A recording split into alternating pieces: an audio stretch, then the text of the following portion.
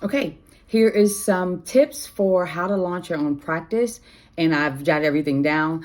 Good morning. Hi, how are you doing? I'm Dr. Stephanie Jamison-Brown, and I am an IO psychologist, and I wanted to bring you some tips on things that you should start researching before you launch your own practice. One of the first things you need to do is set up your business or your LLC, and you're going to get your tax ID number and all those things and apply to your state for business purposes.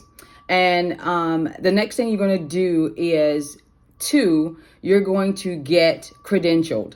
You'll need to make sure that you have your NPI numbers for yourself, your practice, and your staff that you're onboarding.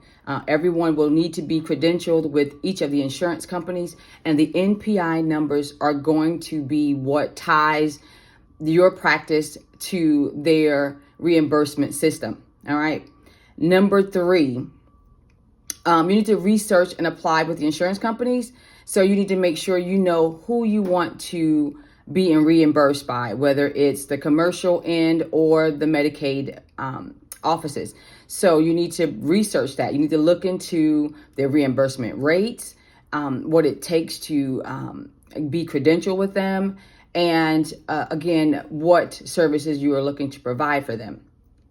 4, learn the service definitions. This is very, very important when you're launching your mental health practice. Service definitions basically is defining every service that you intend to offer. And so you want to make sure that you are applying for, if it's going to be psychotherapy, you need to make sure you know the codes for that and the qualifications for yourself and or your staff. And this is going to be very important. So we call these service definitions. It will tell you how many hours can be completed within 12 months, monthly, about assessments and the billing rates for the assessments. You're going to need all of this information. So do the research so you can collect your numbers and make sure you can onboard new staff and how many staff you can onboard. And this is down to nurse practitioners and psychologists and psychiatrists. If they're offering the services in your agency, you need to know the service definitions. So do the research. Each of the provider or the third party companies and commercial and Medicaid have a manual and billing codes. So you'll need to be familiar with those things.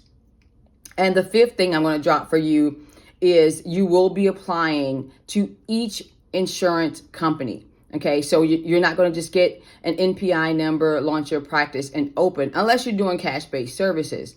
But if you're going to be reimbursed by a third party, then you need to make sure that you apply to each one. So if there's 10 or 12 insurance companies, which like myself and my practice has, we are credentialed with all of them. Okay, so whether it's Blue Cross Blue Shield, TRICARE, Aetna, Cigna, all of these different insurance companies, you are not only going to apply for yourself if you're a practitioner, but you're going to apply for each of your staff.